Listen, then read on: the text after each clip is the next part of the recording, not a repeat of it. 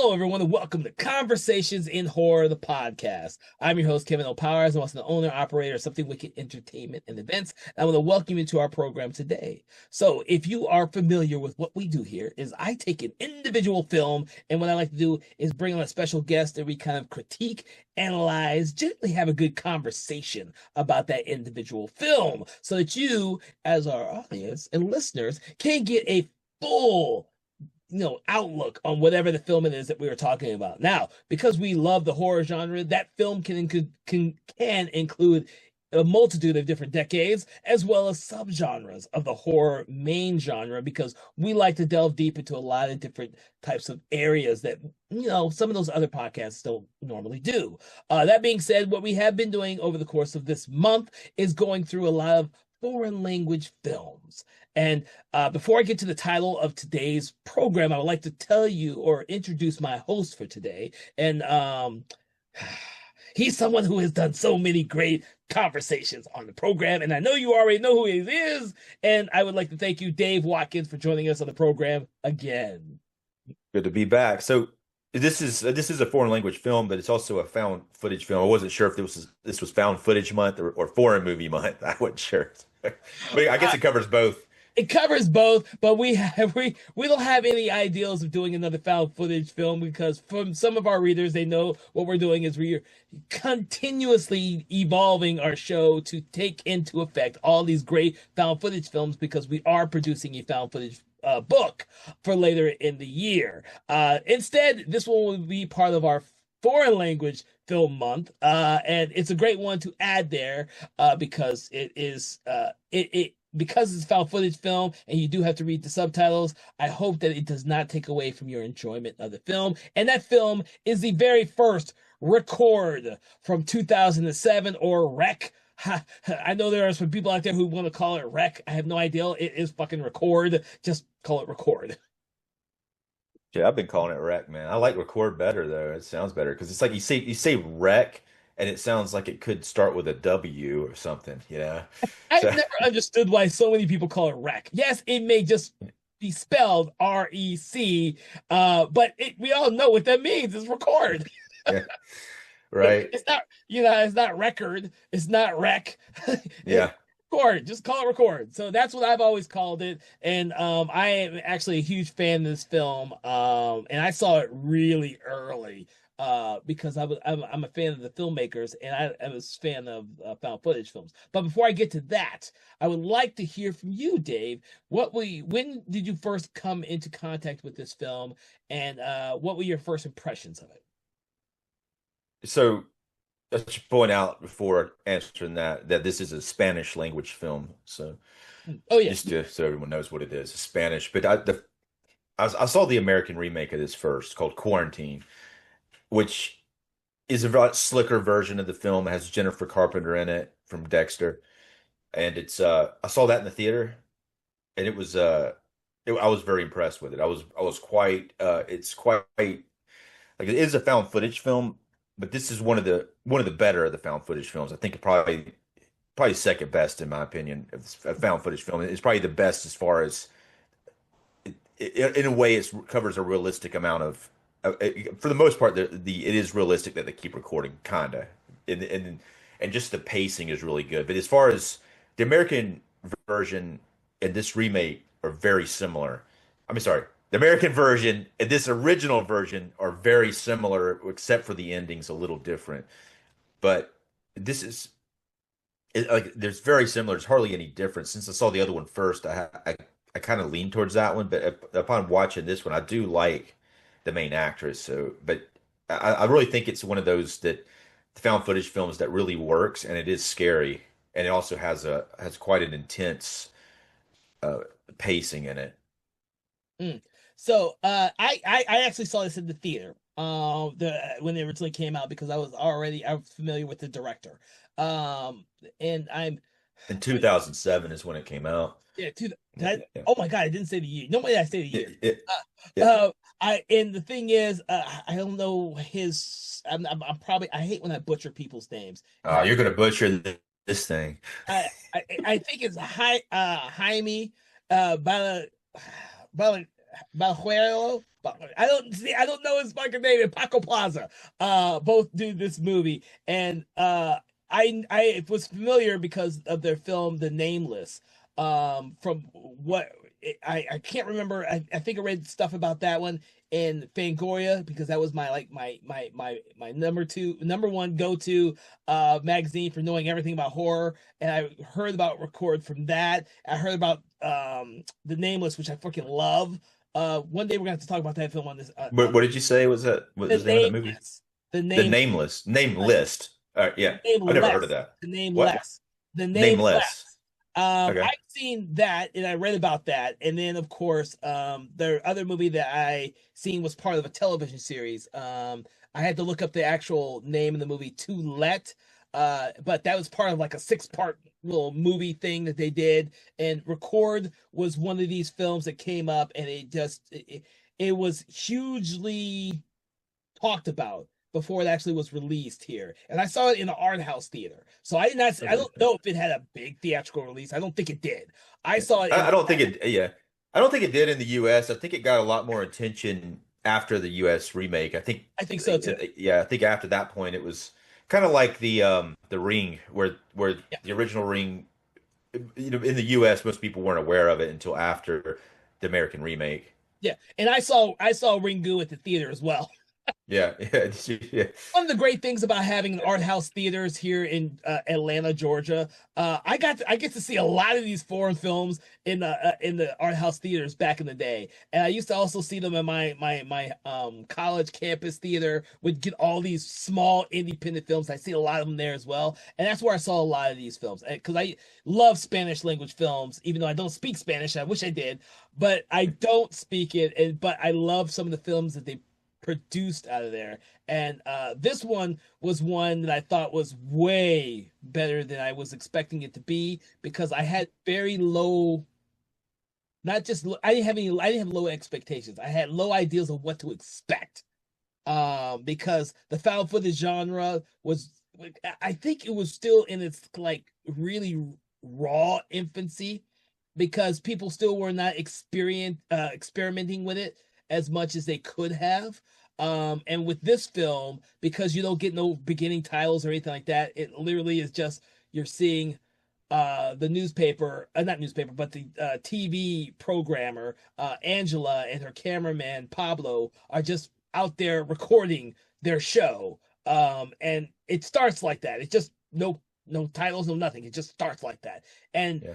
it's raw. And that's what I loved about the film when I saw it in the theater. And I do remember the theater was not very, like, it didn't have a shit ton of people. The theater I went to see this, they never had a whole lot of people go there. That was kind of like the thing. You'd see like 10, 15 people, 25 people is at the most of the time, unless it was a big movie. So I could enjoy the film, and I just like to see people jump and scare and all that type of shit. And this movie kept me on the edge of my seat the entire time, and I became a huge fan of this whole franchise because of this first film. Now I love the American version too, Quarantine. I kind of thought they went safe with the explanation of what's going on in the American version, but you're Yeah. right. They almost produce a shot for shot film between the two because why?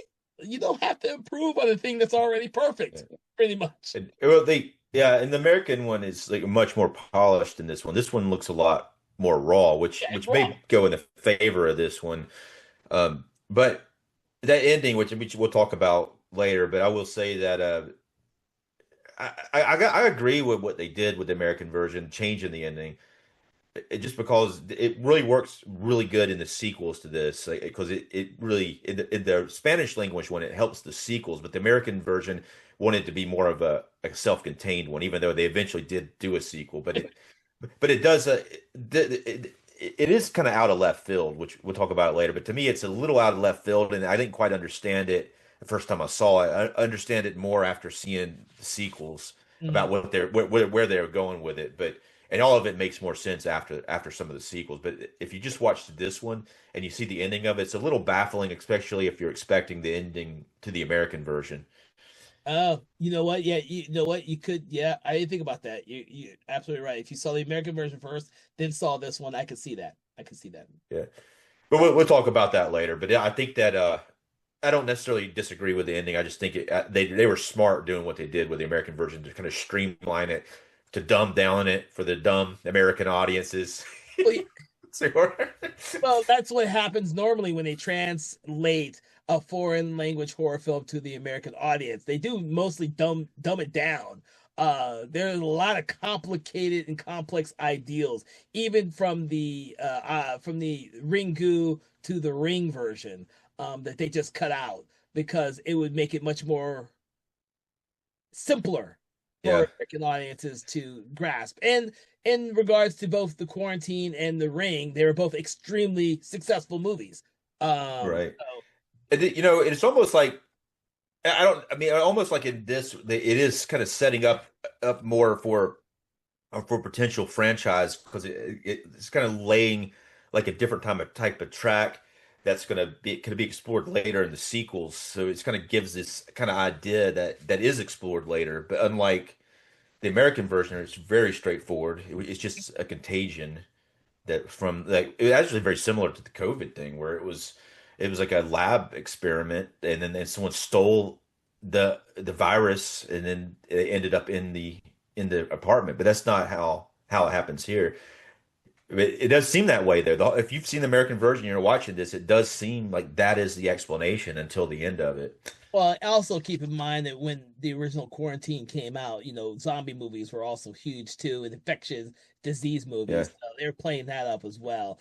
People who love those type of movies would definitely go see Quarantine, as I did, and many other people I'm sure did.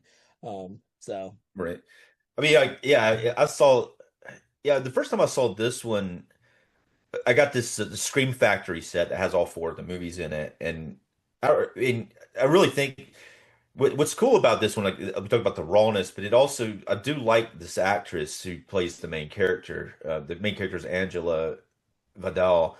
I no, like the way that she's a reporter for like I guess like a lower end television show. She's doing like a segment called While You Were Sleeping, and they're following these fires. The first shot you see of her is that she's trying to say her name, and they do several takes of her just trying to do the introduction, and it's just kind of. But her character is somewhat very is very determined, like to. I guess she's kind of bored with it a little bit, but she's just trying to be goofy and have a good time. And she's a little disrespectful type of person to the firemen, and she tries to be like she put on the fireman clothes and be like, "Look, I'm a fireman," And she seems like she even like there's this one fireman. She's like, "We'll go ahead and shoot this, but this guy looks like he's not going to be pretty boring. We may end up cutting it later." She says that to the cameraman. Yeah, she's kind of got this kind of attitude, which is funny for the character, and it's funny that that type of attitude goes pretty far into it and until things really hit the fan and then her demeanor changes and she becomes very panicky and desperate to almost get out. But she does seem like even though her character is somewhat unlikable, I do like the energy that the actress puts into it. oh, yeah. That's funny. I didn't find her unlikable, but I guess when you think about some of the stuff that she does, I do think that she is a kind of like this ambitious TV reporter who wants to be on something other than While You're Asleep television program where like the firemen actually make a comment. So if it's called While You're Asleep, is anyone watching it? Who's Yeah, watching it? yeah, yeah, Uh, yeah. Yeah, there's humor though. There's a humor in this like that's pretty predominant, especially in the first part of the yeah. film. Even later on, I mean, it's like there is like a sense of dark humor. I don't necessarily think that she's unlikable. I think she's likable because of what the actress does and the energy she puts into the character. But I think she does some very unlikable things that, depending on how it could have been played, it could have been significantly more unlikable. Like when things start to get at one point, there's a point in time when it seems like they should be turning the camera off, and she tells the cameraman, "Keep shooting, Shooting, keep or shooting. I'm gonna kill you," or something. Obviously, she's not gonna kill him, but that makes you think. The question in these found footage films is like, why are they still recording? That's the question that that's plagues a lot of these. And a lot of times it's not satisfying. I think it mostly works in this one because the main character, or not the main character, the Pablo character is a cameraman, Hmm. and he does seem to take it pretty serious, even though she does, as a script thing, threaten to kill him, which is kind of might be some dark humor injected into the script.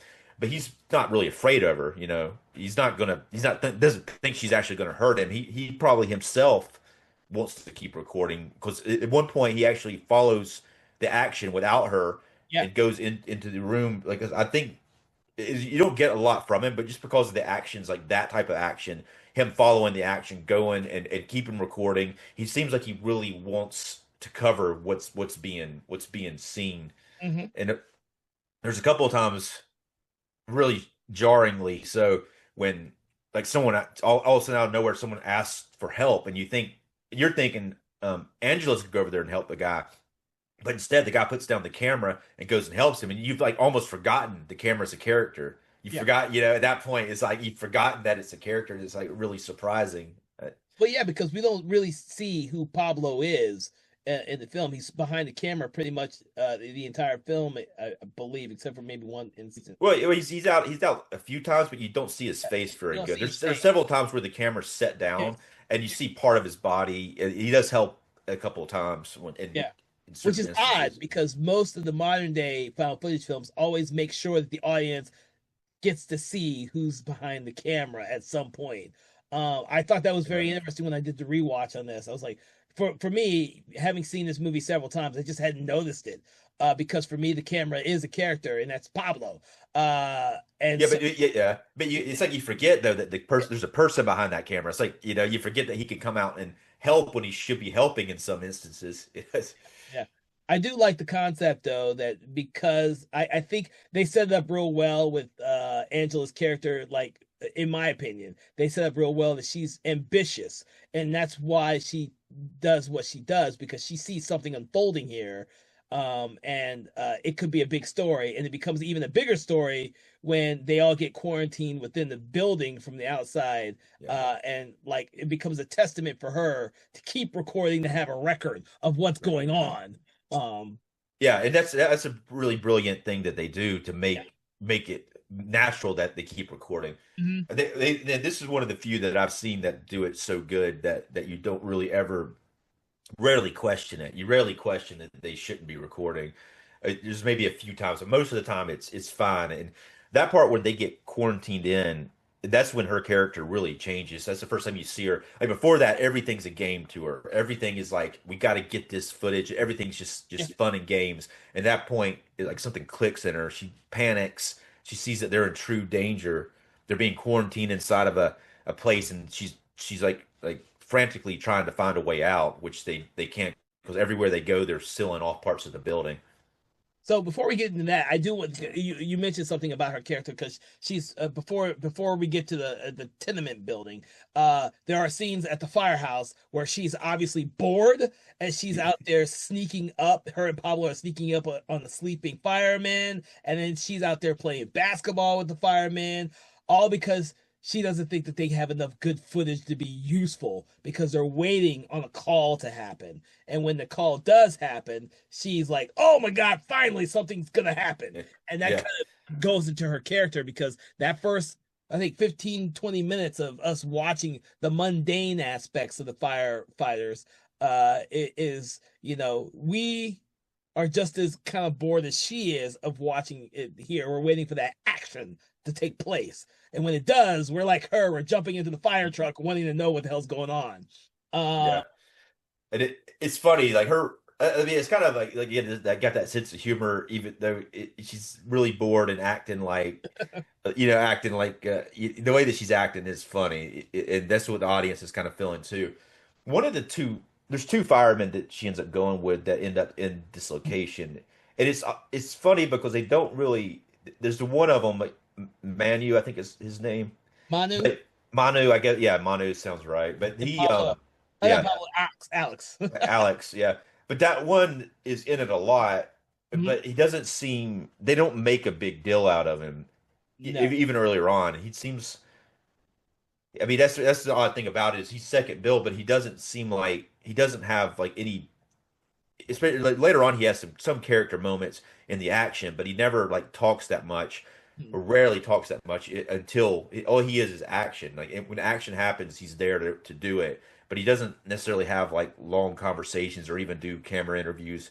It almost seems as a writer, you would think it'd be really it's really hard not to want to make that character bigger at the beginning and make more of an impression with that character that you know who's going to kind of become somewhat of a hero later on. But they really were restrained. They really restrained themselves on the writing in an interesting way by not making him like that out front of the camera earlier on and just really keeping him like almost background unless he was doing something Yeah. like heroic.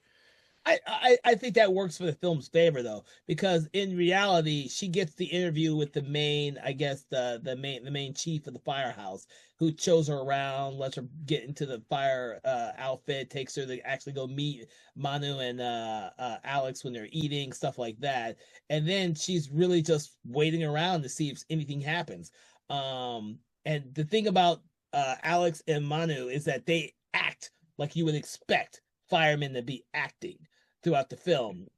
I think if she interviewed them like an interview to kind of get their background and Yeah. their story, I think it would have been false. I think it would have ring as Yeah. false, kind of pretentious, and a bunch of other stuff that I'm not gonna say because it wouldn't ring as realistic to me. Yeah, yeah, I agree. It comes off very natural, but there is almost I just can't. It's funny because if you think about like script, like a script writer is, and they're thinking, what if this Manu character was a love interest character? Like, they didn't do it, but that is something that would normally happen in an action horror film. Like that character would be Yeah. the love interest, and he would be the guy that she's like kind of flirting with by mistake earlier on, and then but they intentionally avoid doing that, which makes it more natural. Yeah. You never really see her flirting with anybody, really. This is a job. And I like that aspect. It's a job for all of them. It's a job for the police officers that are in the building with them. It's a job for the firemen that are in the building, and it's a job for the Angela and Pablo who are doing it for a show. I think, and this I could be wrong about this, but I think that kind of the ideal behind the whole film as a whole is that you're seeing all these normal people in their day-to-day operation, the people in the tenement, the people who are supposed to be your your first aid help, all normal people. This incident is happening to normal people, and it is a very unnormal, unnatural incident that happens with the quarantine.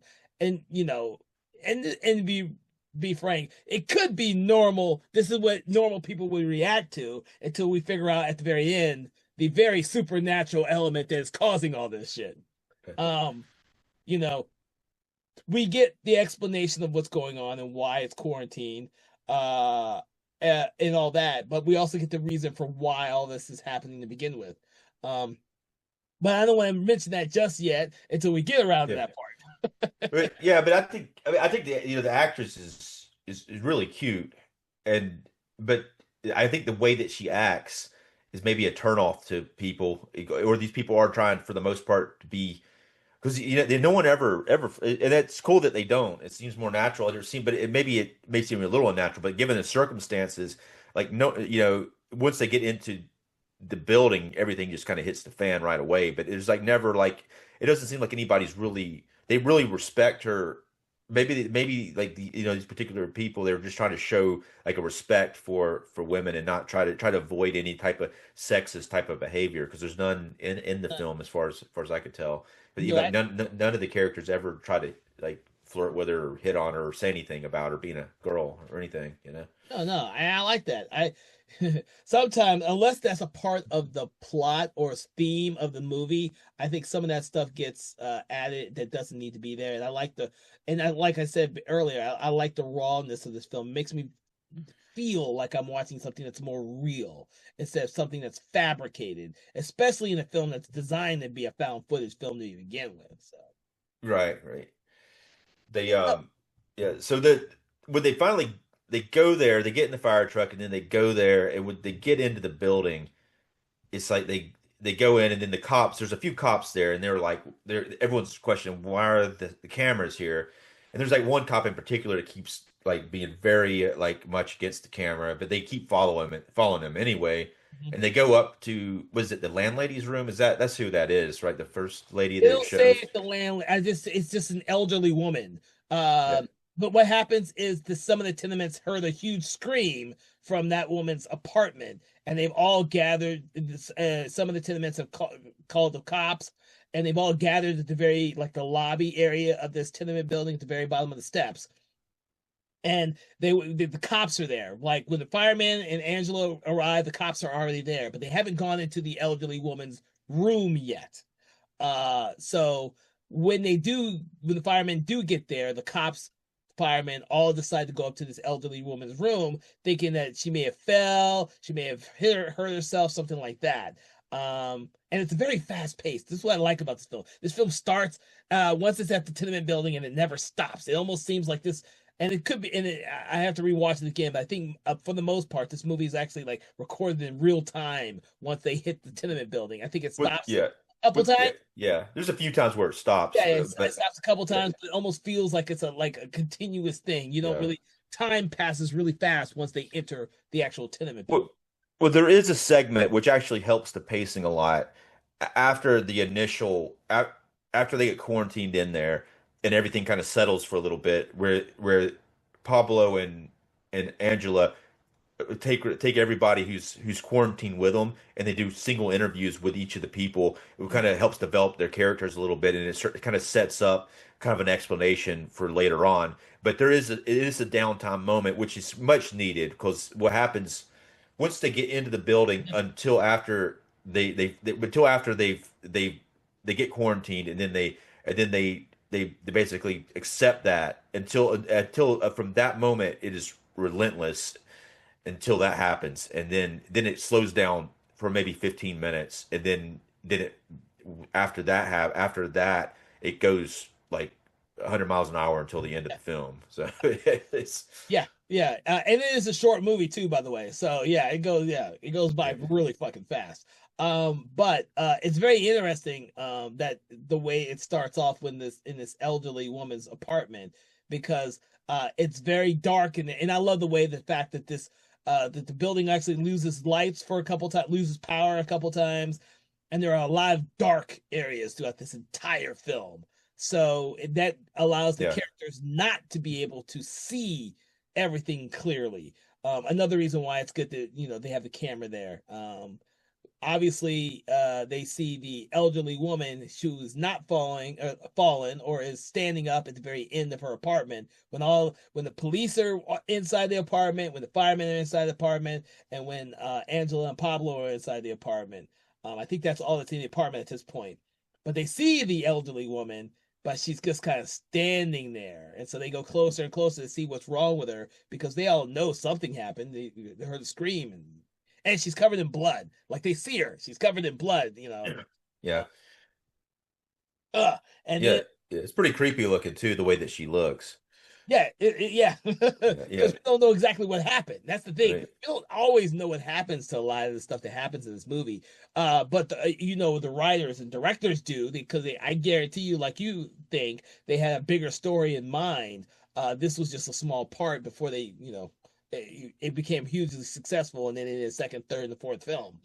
Um, but with this one, because of the dark areas, you're just seeing this elderly woman and they can't see her so well, so they don't know anything's wrong with her per se just by looking at her. And then I'm just gonna call him because I don't remember if they gave him a name. The chief the chief Yeah. police officer is the first one to go up to her, trying to help her and see what's wrong with her. And of course, she immediately just attacks him like a feral animal, which is actually a good definition of what she acts like. Um, Right, yeah. Like uh, almost like yeah, like a rabbit sort of right, yeah, situations. What you and that's kind of what that's the way it is in the second. I mean, in the 14. American remake too. Yeah. But it does seem that way when that happens, and then she just like bites into that dude's neck, and Uh, blood going everywhere. It's pretty jarring when it happens. yeah. You kind of expect it a little bit, but when it happens and it happens so the sound design is really cool too when stuff like that happens. It's really really kind of it sets the tone, and it's just like holy shit, she just like attacked the dude, and there's blood, and so then they shoot her, and you think she's dead at that point, but then they get the cop out of the room, they bring him downstairs. But that's when the part it's always like the part that happens right after that has always been like holy shit to me when they go all the way down the stairs, they bring him downstairs, and suddenly the other one of the two firemen, Alex, like falls down from the stairwell and lands and splats on the ground. Just Yeah. that part's like holy. And then that part to me has always been the most shocking part when that Well, happens. because we're not expecting that. We don't know exactly what happened to him. Yeah, Once everyone else dragged the one wounded police officer down the steps, and then of course that's really a good motivator for the Manu character because not only is a police officer down, but also his fellow coworker is also down. He says he's not dead, but although he probably should be, but he's yeah, still barely breathing because in their eyes, they're two wounded people here in this place. And of course, that's when they try and exit the tenement building, the housing apartments, and of course, they can't because they've been locked in from the outside world, which is jarring at first because now they don't know what the hell's going on. They don't. yeah. I mean, they're locked inside. They're locked inside, and the first thing Manu and the other police officer wants to do is try and find an alternative exit. So they start looking for an alternative exit of the building. We are made aware of the workshop, which is next to this building, which plays an important part later on in the film. But we don't go into the workshop first thing off. We know we don't but before I forget, at the same time, one of the tenements in the lobby that we're waiting on is the little girl named Jennifer. I don't think they really mention her mother's name, but Jennifer and her mother are down there waiting because Jennifer is sick. And Wait, like, is it Clara? Clara is the young girl, right? And Jennifer's the Jennifer, mom, I I think. thought Jennifer was the girl, the little girl. Yeah, maybe I may have it backwards on here. You probably. I mean, But I always there's a little girl that little has a girl, it's a little dog. girl. She Oh has a dog. Pretty yeah. important character. Yeah, she has a dog, and her mother seems to think that she has tonsillitis, and the father's out in the world trying to get stuff for tonsillitis. And that's about all we learned from these these tenants this early in the film. And we learned about them because it's on purpose. The filmmakers are like, this is going to be an important aspect of the film later on because we don't get to know any of the other tenants that we see. We see several of them down there because they've all kind of gathered down there in the lobby based on what they heard, the screams and everything, and the police showing up. So we see them, but we don't get to know them until they do the interviews. So we get to know some of them a little bit. And that's important to Yeah, recognize there. it is Jennifer is the daughter, Okay.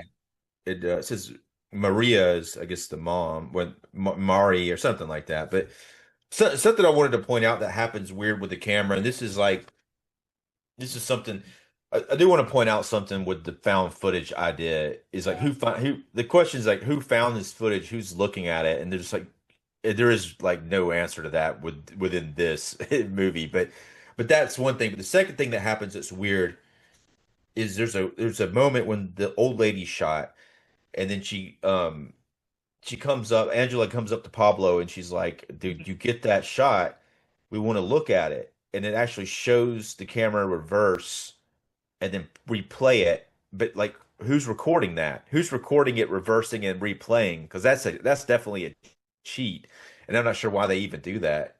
Um. Oh God, there's a movie that does this. Ship. Oh, Funny Games. Funny Games does the same thing. I had to think of it for a second there. Have you seen Funny Games? No, I haven't seen it. Oh shit. I've gotten familiar with it though. I've heard of it before. Oh, so if you've not seen Funny Games and you don't want to know the cheat that it does, then don't listen to what I'm about to say because I saw these things very similar, and what happens in there is if you've seen Funny Games and Funny Games the original, I had to look at the date for the original came Are out you in saying fun and games, or is it funny Funny games? Games. Funny Funny games. Games. Okay, yeah, that's what. Uh, Yeah, yeah, yeah. Funny Games. The original came out in 97, but the remake came out in 2007, the same year as this. Okay. They use the same technique where you're watching the film and the killers accidentally get killed and they rewind the tape themselves. And although there's no tape, they rewind the film themselves so that they are no longer killed. It's a Yeah, very for some reason it's jarring because like what the fuck are we watching? This just came out of nowhere. This yeah.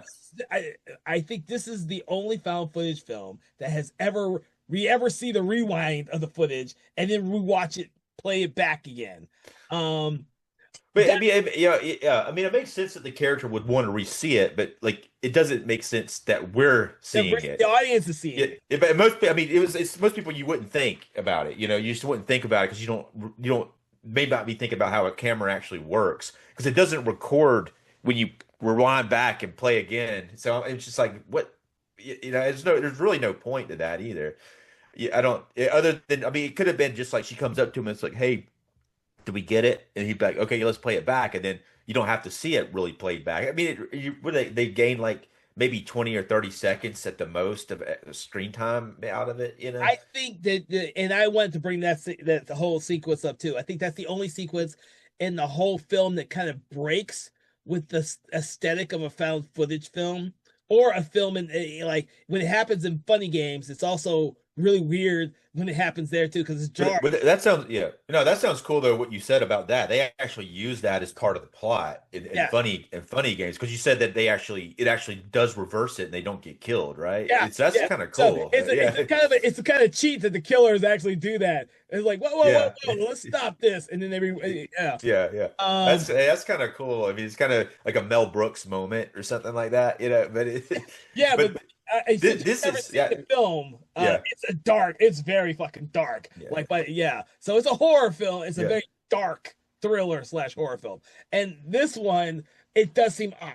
It does seem a little odd. And don't get me wrong, it's always that is always the one sequence in this film that kind of makes you stop and takes you out of the found footage ideal and aesthetics that the genre kind of holds itself to.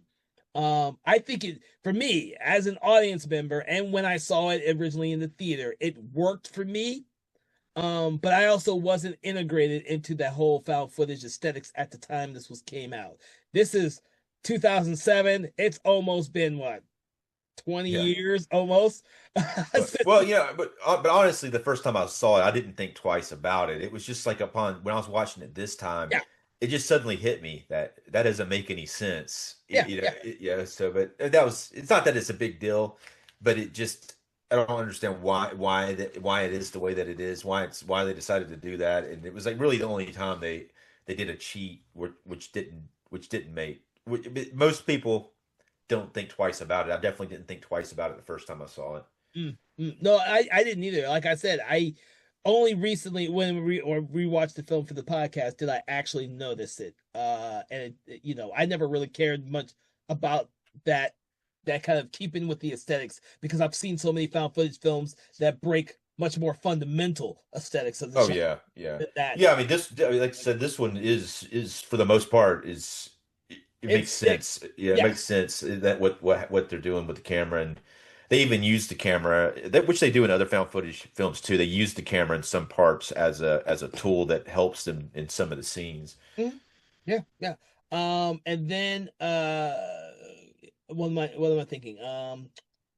Moving past that whole sequence there because we stopped Yeah. to examine the film quality of the movie for Right, yeah. Well, before like we get into this segment that I was talking about earlier with where you have the interviews, which I got a few notes on the interviews, but there's a couple of sequences where the one cop who doesn't want them filming suddenly pulls out a gun and tells everybody to stop talking. He's kind of freaking out a little bit.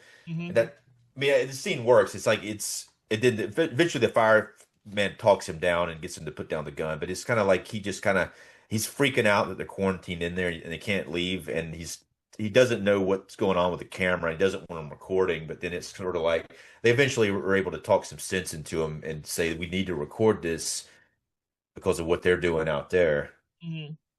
But what did you think about him suddenly pulling the gun out and pointing it at the firemen and the camera and stuff? My impressions of him is that he was either he could have been newer to the job than the chief police officer who was killed, and he's under a lot of pressure to maintain order.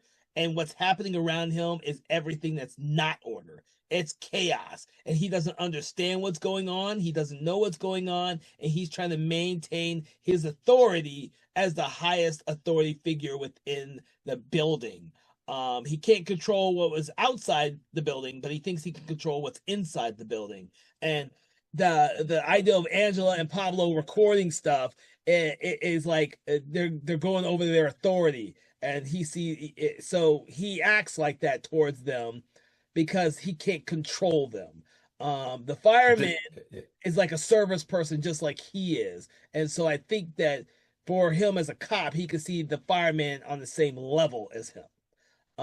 And Well, I think a lot of times, yeah, right. I think a lot of times in a film, you see somebody pull a gun out and point it at somebody, but in real life, if you're going to pull a gun, not that I've done it before, but if you pull a gun out, it's almost like you have to be ready to use it, and B it's like have a end for what you hope to happen from pulling the gun out. He doesn't seem like he does have a plan for it.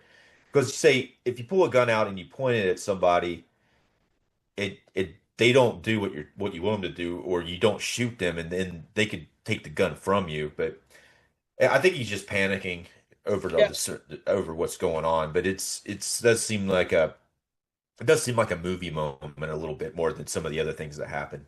oh, right, oh.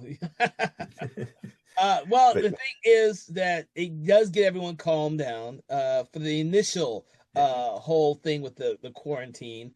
Um, but yes, I think once that happens and once his superior is killed, I think that cop is just on edge the entire rest of the movie. Um, you but know, I mean, you make a good point too that they're not listening to him, and the no. only thing he could think to do to reassert any type of control is to pull the gun out, Mhm. and it doesn't work. He ends up having to put the gun away without using it, and he ends up looking really weak after that for really the rest of the film. He's already weak to begin with, but it Yeah, makes him even more weak that he has to pull the gun out to try to get everybody to stop talking. yeah, I agree with you on that. But it's interesting because instead of having a very strong police and cop presence, you have a very weak police cop presence, and your fireman Manu is more the stronger presence. Hence why Angela and Pablo follow him for most of the movie. You know, Right. Yeah. Yeah. Yeah. you know, Yeah. Yeah, the original cop that got bit on the neck was probably would have been a fine leader, but the cop who becomes in charge after that is yeah. not the person to follow. So after that, that's when the slowdown happens in the script when there's two victims. There's the original police guy and the other fire guy who are sitting on a table, and they're kind of recording it, and you see for the first time the white eyes. Like one of the two, I think the fireman has like white eye, his eyes are turning white. Um, and then they start to interview people. So they interview the little girl. You find out some important information about the dog, and she had a sick dog that got dad brought it to the vet, and so that's a plot thing. That's what brings some other people later. The fact that they dealt with a dog, and then it's hilarious. There's this one guy. He's kind of an older guy, but he starts like it's like a funny moment. He's like talking about. He says he starts saying that he thinks that it could be the Chinese because they eat raw fish. He's like talking about he's talking about the contagion. He's like it's probably the Chinese because there's some Chinese people in there. He's like it's probably them because they eat raw fish, and then he's like thinks he's not on camera yet, and he's like, okay, when are we going to start the interview? And they're like, oh, we've been recording. He's like, oh, he's like, okay, well, let me get into let me get. He's like, my face is really sweaty. Let me get get my face better, and he like tries to fix his hair and get his face looking good. He's like, okay, how do I look now? It's just that's a really funny moment because of how he's being racist, and then when he doesn't think he's being recorded, and then when he thinks he's being recorded, he tries to make himself look really nice all of a sudden. That's a great moment though. Well, It's just a yeah, but the different types of people that are in that tenement building, yeah. That's a natural thing for somebody to say in a situation like that when you have but it's just funny though. It's just the whole thing is funny. And not that he ends up helping briefly in some of the later scenes, but Mhm. I wish I could tell you the names of all these characters, but we just know them as the tenants of the building. yeah, Uh, yeah. I mean, Well, it's more natural that way that we don't have this sequence where everyone's introducing who the hell they are. Uh, I think it works better that way because unfortunately, when all hell breaks loose and we start seeing what happens to all these people, it's like, oh shit. yeah. It does. I mean, those interviews, even though you don't get people's names, you get to see their faces. I mean, the names are probably said, but you get to see their faces. You get to understand kind of who they are. So in the next sequence, when things really start to go and people start to get killed, that you have a better. It's not like just random people. It's people you've seen do an interview. So it helps with the next part when the really it's like when the health inspector shows up is when things start to change because there's the slower down part and then a new guy comes in. He's all in. He's Has got that. yellow. Yeah, he's got hazmat suit on, like a yellow hazmat suit. He's got gas mask on, and he comes in and then he tells the cameraman to go away pretty much, and then he goes into the room with the two people, and then they go find a window that they can look in to see what's going on in there, and then that's how it really starts to change the pacing of the film because what happens in that room, like the two people who are tied to the table have turned completely. And then they attack everybody in the room, and then they eventually break out and start going after everybody else. Well, before we get to what that happens is the Alex and the police officer who have finally turned attack everyone who's in the room with them, and of course Angela and Pablo are recording and seeing what's happening outside the room. But when they attack, all hell breaks loose. And this is inside the workshop area of this tenement building. So Right, right. it is locked off with like a garage door type of apparatus. So once all hell breaks loose, they run back into the main building and close that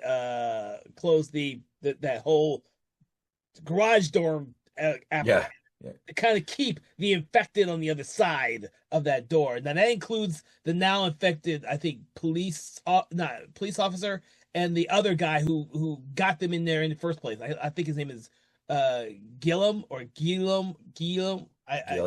Guillaume. I think it's probably Yeah. Guillaume. Well, And that's another thing about the characters' names is they're Spanish names. So yeah, it's sometimes like they're probably saying the names, but since we don't really I have like a little took Spanish in high school, but like sometimes you might hear a Spanish name and it just doesn't register to yeah, you because we're not that familiar with the language. yeah, yeah, But yeah. yeah, I want to point out one camera thing I forgot to mention before all of this that the before the hazmat guy shows up and he tells him to turn the camera off. Mhm.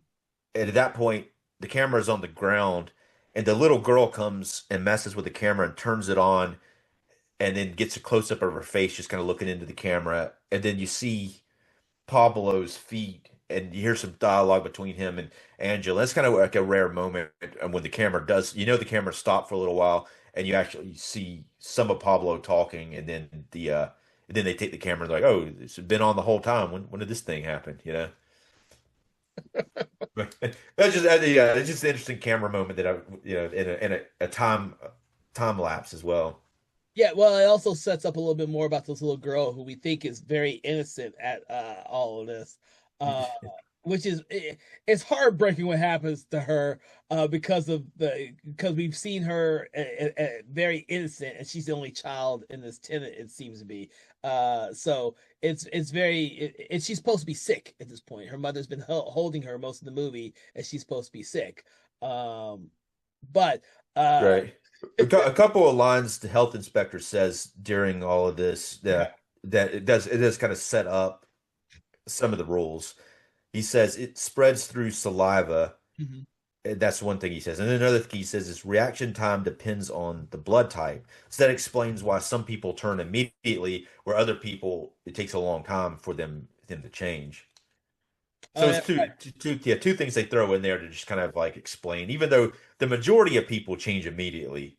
But apparently the cop and the first cop and the fireman had a blood type that took a long time. But, Yeah. yeah, Well, which as did the little girl, the Jennifer girl, when she finally does change.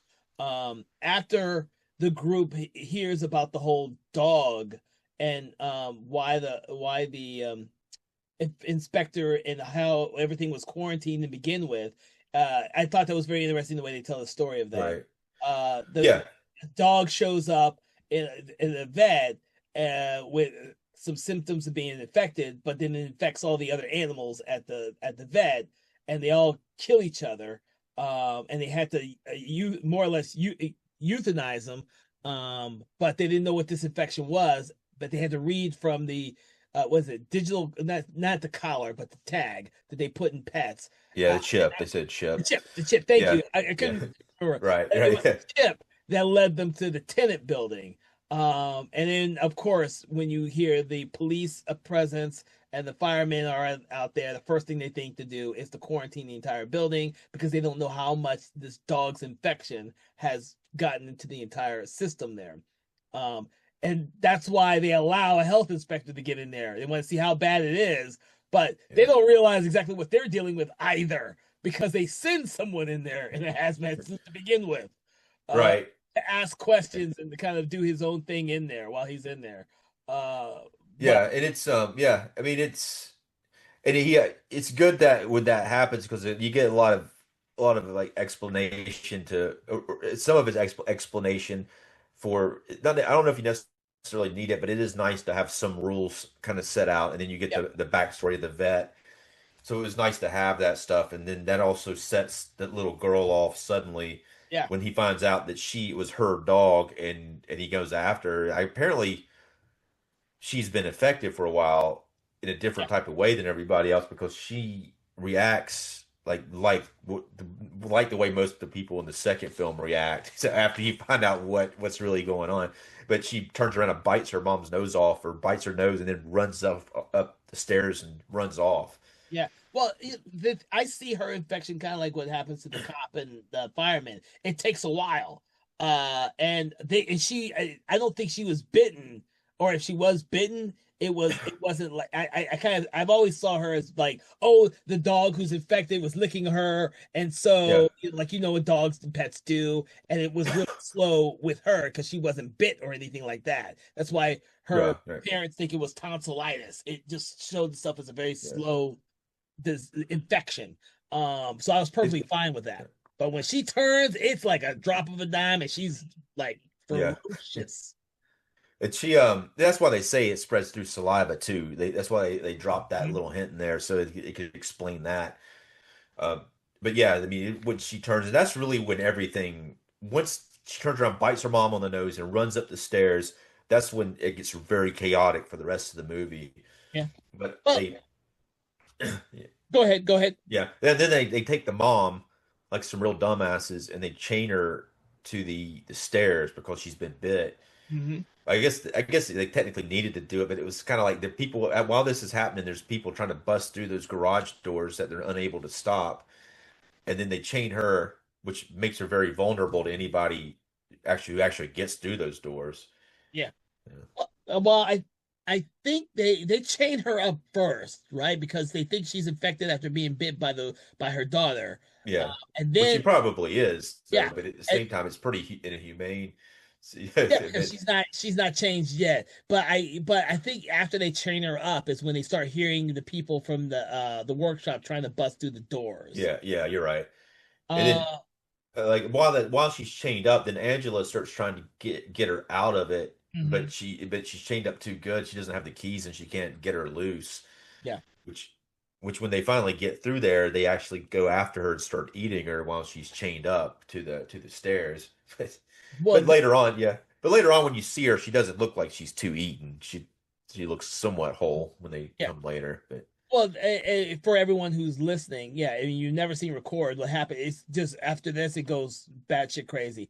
The people, the everyone who was infected in the workshop gets into the main building, leaving Pablo, Angela, and oh my God, Manu running up the stairs to get away, as find a safe place as fast as they can, and not just them, but all the other surviving tenants as well, because they end up hiding in the apartment of the one guy that Angela interviewed earlier, um, which gives them a little bit of safe haven, but not for long because they're passing by other infected people in the building as this is all happening, and so you know, yeah, they're I do wonder in some instances where if which they thankfully don't do for the plot, the pacing purposes. But if they were to actually go into one of the apartments and lock themselves in there, I wonder if they would be safe or not. well, the apartment they go in, remember, they have the hazmat guy, the inspector in there, and he tells them while they're in the apartment that he's been bitten. And so Right. they tell him that like he wants to, they should lock him up, because he doesn't have much time left, because he thinks it's going to be a fast change. Um, and then of course that the inspector gets a hold of the owner of the apartment, which I wish I knew his name, but I don't, forcing uh Pablo and Manu and Angela to flee that apartment because now there's two infected people in that apartment. And the only way they have to go is up. Yeah. Yeah. They're gonna go up. I can't. Shit. I'm trying to think of if at that point do they go to they go to another apartment to Well, find. yeah. Well, they go back to the old lady's room again, Is it the old and lady's she's room? like, yeah, yeah. They go back in there where she was like laying on the floor, but then they go in there and she's not there, which is a pretty cool moment because you see her. You see it like the shot's the same shot, and it's like a pretty cool moment because you go in there and it's like, oh shit, she's not there anymore. That's right. That's right. That's right. She's not there anymore. Because they're looking for keys. It's her apartment? They're looking for the keys, right? Yeah. Okay. This is where it goes by so fast. I can't. I'm trying to remember each one of the apartments they go in to because to get to the penthouse apartment. So Well, then, really, yeah, that part with the ladies missing actually happens in between, in between, like after the girl bites the mom on the nose, okay, and yeah, then they go up. This is the part where the cameraman goes upstairs by himself, and they go back into the room, and then the fireman actually fights the old lady. It's a pretty cool fight, and he okay, bashes her in the face with something. It's a pretty cool scene. That's the part I was talking about earlier, where the cameraman kind of takes it upon himself to go and with the camera go upstairs without Angela even coming with him. So that's this pretty unique scene. yeah. Because we also see the Jennifer, the little girl in that apartment as well again. Right. Yeah. Yeah, Yeah. yeah, we see her again in there. I was trying to remember where in the running from one location to the next that scene happened because I wanted to make sure that we noticed that the fact that this is where the little girl runs off to is to the same room that all this shit started off at the first place. Uh, Yeah. Well, one thing I thought about as it gets to the point where it's kind of following people and they're going real fast and they're fighting stuff, it almost seemed to me like a first person like video game, like Resident Evil or something. It kind of started feeling that way for little pieces of it. yeah, Yeah. no, I agree with you. I agree with you. Um, but is it that apartment that they get the keys from? They get the keys from there, right? See, I'm always shit. Yeah, it gets a lot of stuff happens in a small amount of time, but Yeah, it's small they end up having to they come up with a plan to get the keys. That the plan is to go to the basement to get out, but they never go there. There we go there. They need the keys to get out from in the basement, but the keys also unlock other rooms. They're forced up Yeah, instead of go. They want to go down, but they're forced upwards by the other zombies, and that's right. they end up going into like a end up going into what happens at the end, where they go into like the, I guess what would be Penthouse. the penthouse Yeah, suite. they miss it. They mentioned it's the penthouse. They get the keys. They're trying to go to the basement originally, but they can't go down and go up. So they go to the penthouse because in theory they've been told that no one's been living in the penthouse for a very long time. But when they get into the penthouse, obviously someone has been living there. Because they start seeing all this shit as though someone has lived there for a long time, but there doesn't seem to be anyone there Yeah. now. I think like before they go into that penthouse, they go to the landlord's room to get the keys, and Yeah, that's the one part where I'm thinking this would be a cool place for them just to lock well, the door and just stay in there. That would They would have been a lot better off, I think, than what they end up doing. But of course, hindsight's 2020, but they still may have gotten attacked in there. But while they go up to the penthouse, Manu actually gets infected too. But when she goes into the landlord's room, she comes back out, you see that he's turned as well, and everybody's basically leaves. Only Angela and Pablo are the only two unaffected at that point when they go into the final scene in the penthouse. well, it's really cool to see all this happening when they leave that apartment and they start. You see all the other people on different floors coming up towards them because they're all infected. And it's like Yeah, all the infected know that these are like the only two people still left alive, and they all start rushing up towards them, and so that's what prompts them to keep going up to the penthouse. Um, which is interesting because they think they're safe in the penthouse, and they use the keys that they were originally going to use for the basement for these because they're supposed to be the keys for everything, and they get into the penthouse. And then of course that's where we have the big reveal for everything. yeah. So I actually want to hear what you think in regards to how all of this unfolds in this penthouse sequence, because this penthouse sequence is crucial to understanding what eventually will happen in the subsequent films. But in this film, it is. Well, what's your interpretation? Well, I Yeah. mean, what's your impression? Well, I think it's like I think in my mind when I'm watching it, I'm rejecting what I'm seeing, especially since I saw the American version first. I'm Chris? in some ways I'm not. It doesn't seem. I mean, once you know what it is, it makes more sense. But I am definitely like as it's happening, it's like a lot of exposition Mhm. dumped on you, and it's cool. But what's cool about it, but there's also some exposition, and it suddenly kind of gets a little like an Evil Dead suddenly.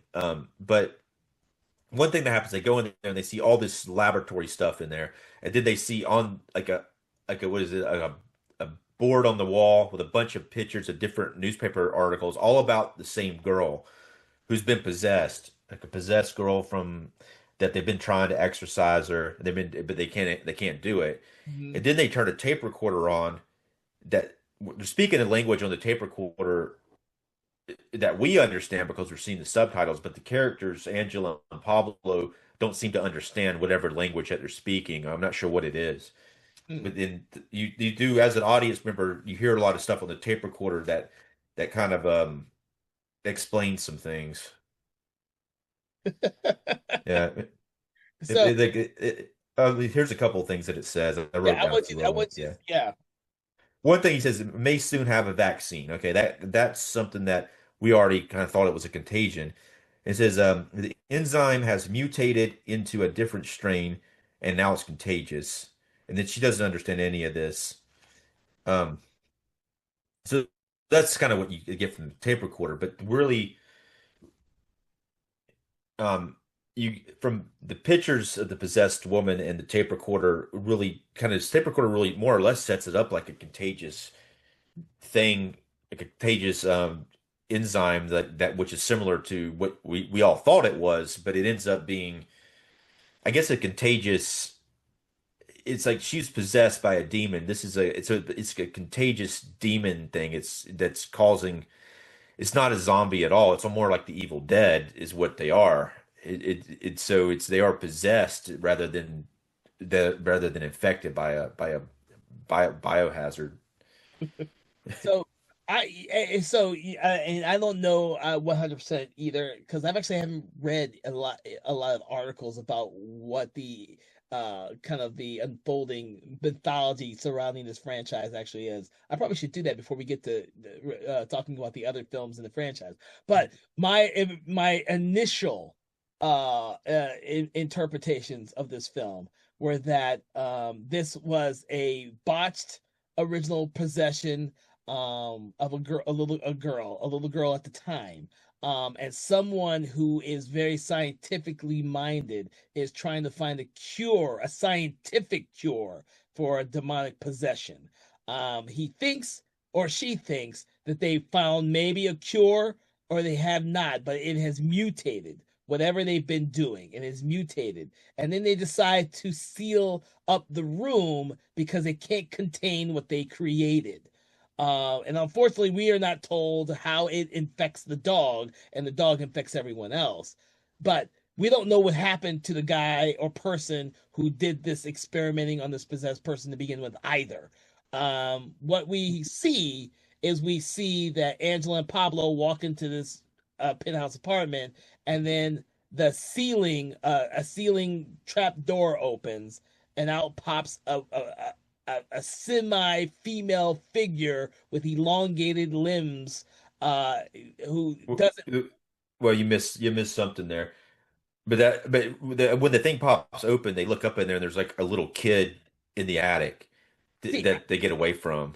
yeah, I think it's the same elongated person who just comes down from that little that attic. I don't think there's two things in there. Do you think there were two things in that room?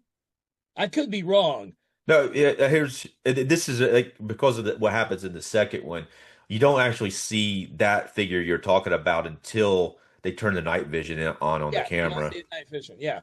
So my the way I saw it, I have to remember the second one. I've actually seen this one and the last one most recently. Um, but with this one, I always thought that the girl in I'm gonna call it the attic for right now. It's a little kid that's in the attic though. It may be a girl. It's a shaved hair kid. You see him again in the second one a pretty good bit. And not like a ridiculous amount of time, but you do see there's like several more of them up there. I have to remember that. Yeah. Yeah, it's been a long time since I've seen the second one. Yeah.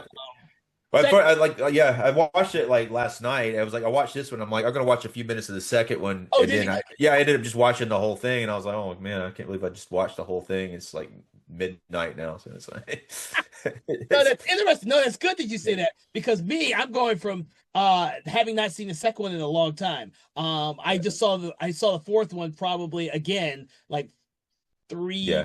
ago. And then I rewatched this one, the first one, which is the one I've seen the most. But the Uh, second one, it deals with a lot with the scene, with the last scene. It actually goes back into that room, and a lot of what's still puzzling after you watch this film is kind of you see more of it. I don't know if it's necessarily explained better, but you kind of understand what happens more.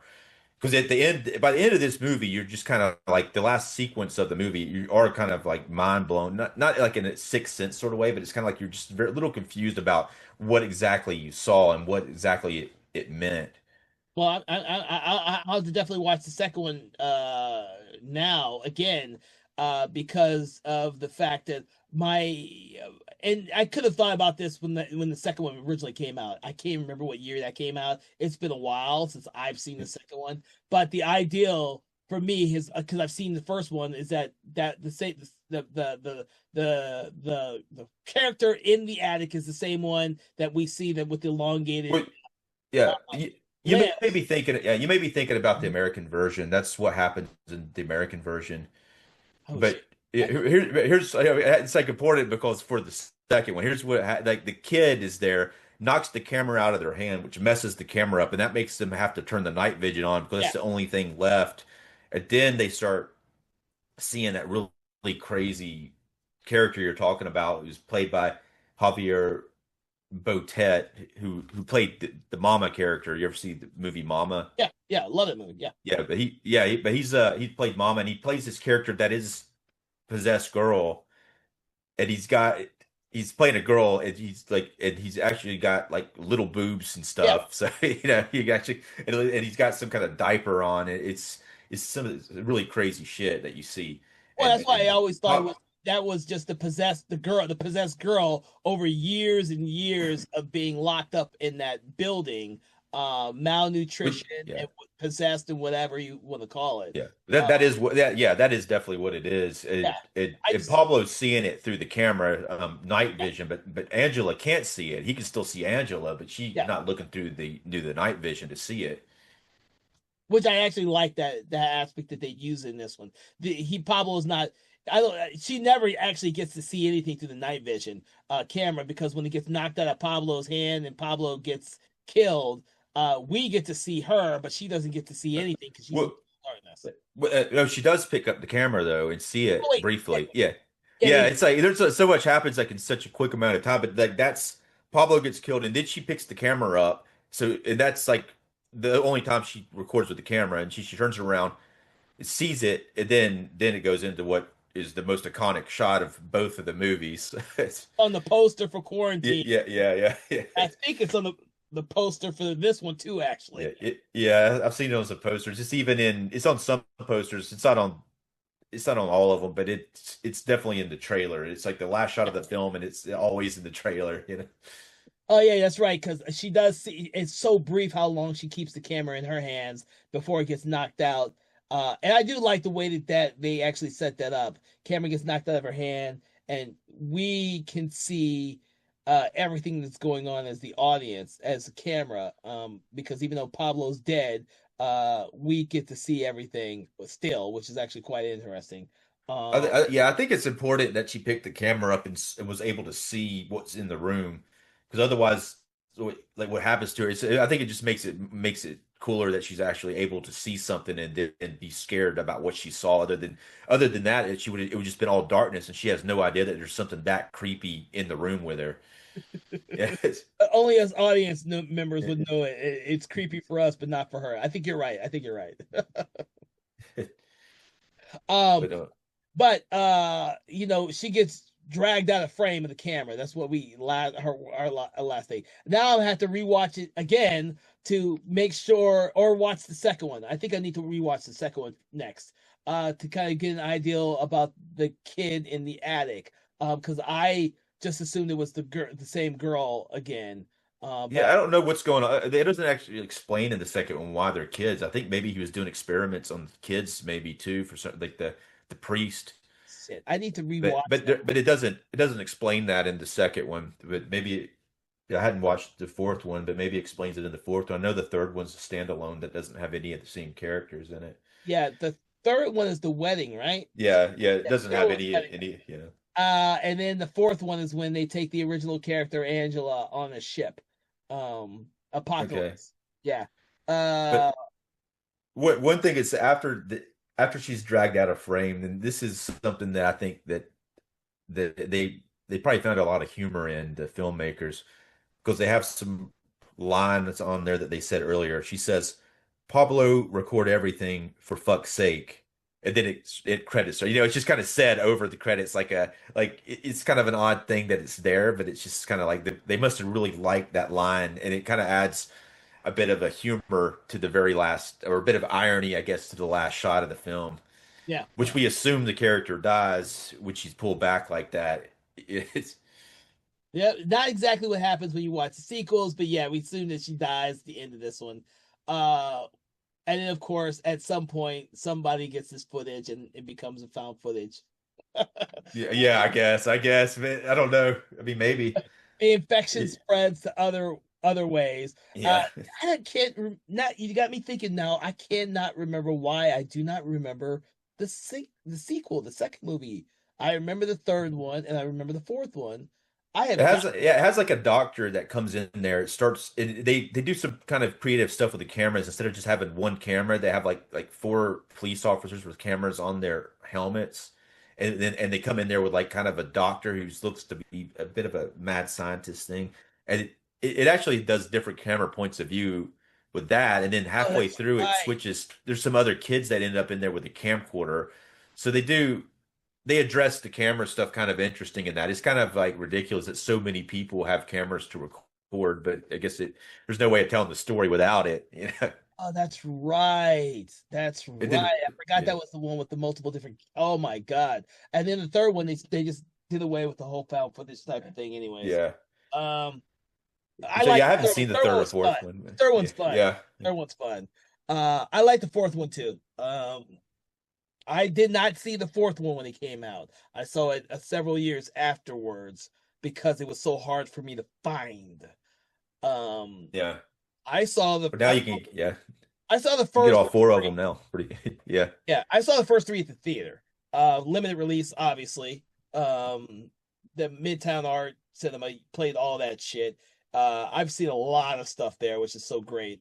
Um, but I didn't see the fourth one when it came out. I saw that when I think I got like one of those uh different region versions of that movie because I was desperate to see the movie and I found it on Yeah. these different regions. So that's how I saw the fourth one.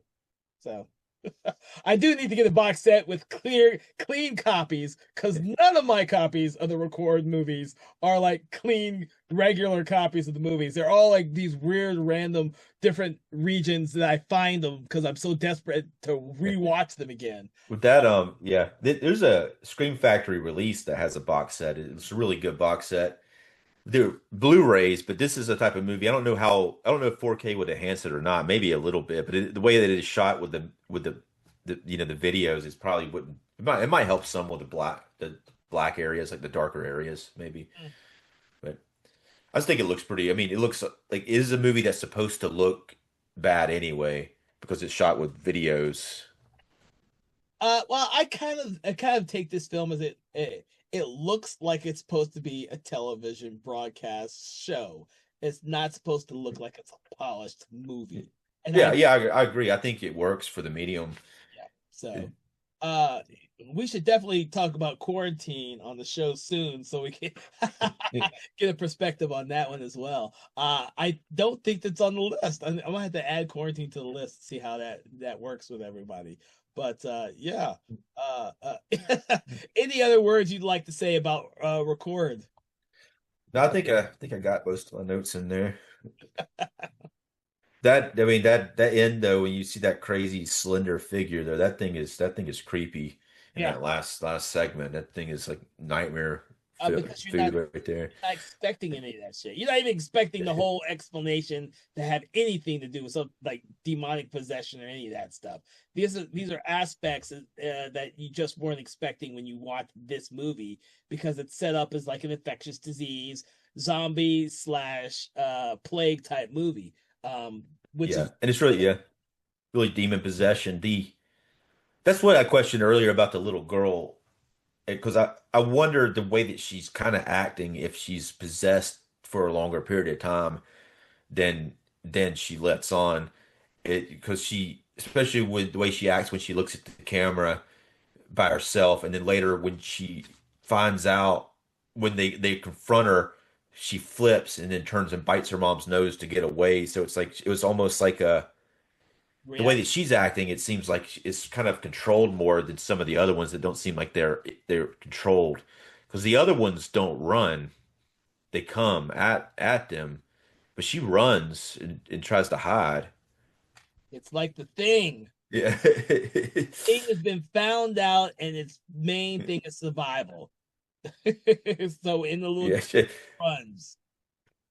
Uh, Yeah. right. Because I mean yeah, I mean she is like yeah, it's odd that she's the only one that tries to get away and go hide somewhere because she must be more important or more demon possessed. The other ones are more mindless zombies. You were right. I never thought about that, but you are absolutely right. She's the only one that does it. None of the other ones do. The elderly woman, for the most part, until someone interacts with her, she just stands there. When Yeah. people interact with her, that's when she reacts. Yeah. Everyone Yeah. else, everyone else is batshit crazy. When they're infected, they start running and gunning for people. Yeah, it's like some 28 days later type of zombies seeming it's when that's happening. And that makes the question. I want to do this before we get to rating the movie. 28. So 28 days later was 5 years before this. I want to see if there's Yeah. like a correlation between the two films, and there probably could have been. There could have been some influence Yeah. between.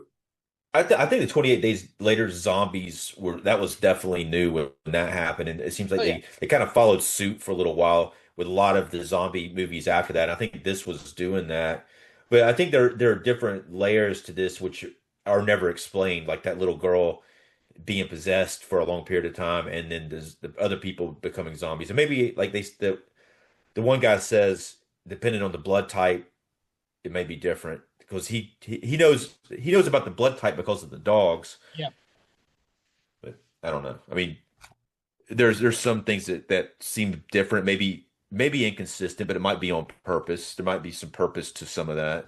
Yeah, well, we have to delve into the second, third, and fourth films more intricately, deeper to get into all the intricate details of what the filmmakers are trying to accomplish with this franchise. Because originally, for me, I would never have thought that they could ever make a franchise out of this Right. film, but obviously, because it was so popular, they kept going. Yeah, yeah. I mean, it's like with the American version of Quarantine, they don't follow like they don't go with the same story. It kind of goes on to new people instead of reincorporating the same location again. They get out into an airplane and it gets on an airplane, kind of like they do with the third one of this at a wedding. Uh, But I don't. yeah, I don't remember much good about Quarantine 2 Terminal. I just remember seeing it once. That's the only one I have only seen once. I don't remember anything about it, unfortunately. It does have Tom Tone in it though. You remember seeing him in it, right? I It's don't because we remember seeing. know him. Oh, dude, He's I in it. saw I saw that once just to say I've Yeah. seen it, and then I completely forgot about it afterwards. I would But have. he's like the paraplegic man, and he doesn't talk. He's in it. He's pretty showcased pretty well in it. Jesus. Oh God. I'm not going to mention that until we do an episode of Quarantine 2, which I don't know how soon that's going to be, unless you want to do. Yeah. No, I'm good. I mean, we All still right. gotta. All right. I want to thank you, Dave, for joining us in this conversation about Record from 2007.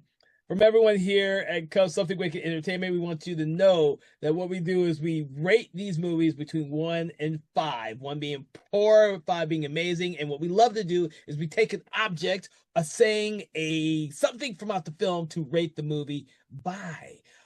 So with that in mind, Dave, what do you rate this film, and what is it? What object, what saying, what thing are you going to rate it based on? Well, I'm gonna go with the camcorder, and I'm gonna put it at 4 camcorders. Okay. I'm actually going to do 4 too, but I'm going to do 4 infected dogs called Max. So Max 1, Max 2, Max 3, Max 4. So there you go. Yeah. There's a bunch Uh of other infected dogs too that aren't named, but yeah, there's luckily we don't see any of that. That would have been terrible to see those dogs infected. no, It's yeah, you know what? It would have been terrible to see those dogs infected. I'm glad we don't see that, and that's all kind of the background story that we're just told about, which is very interesting. And we never know how the dog is infected to begin with. But that being said, leaving that stuff in the background is crucial to enjoying this fast-paced film that's very lean on its runtime because it's barely 80 minutes long. It's not even 80 minutes long. This is a lean movie. So it starts, and once it starts, it never stops until the camera falls on the ground and turns off. Uh, with that, I want to thank you all for listening to us on this program, Conversations in Horror. We hope you've enjoyed this episode in which me and Dave Watkins talked about the movie Record from 2007. Please make sure to check out previous episodes that we have done. We have touched upon a lot of great movies, a lot of great foreign movies, and hopefully you have been paying attention to our show this month as we delve deep into other foreign language films, as we will continue to do throughout this month. From all of us here, have a pleasant day, and please make sure to check out our other podcast, Conversations in Hammer Studio Horrors, which checks in to all of the amazing Hammer Studio films that they have produced. You're going to enjoy that one if you love classic horror films. So, from all of us, please have a great day, and we will see you on our next episode. Conversations in Horror is a Broken Lighthouse Pictures production, written, produced, and directed by Kevin L. Powers, executive producer Kelly A. Inoka. All contents and material from this episode of Conversations in Horror is copyright 2025 Broken House Pictures.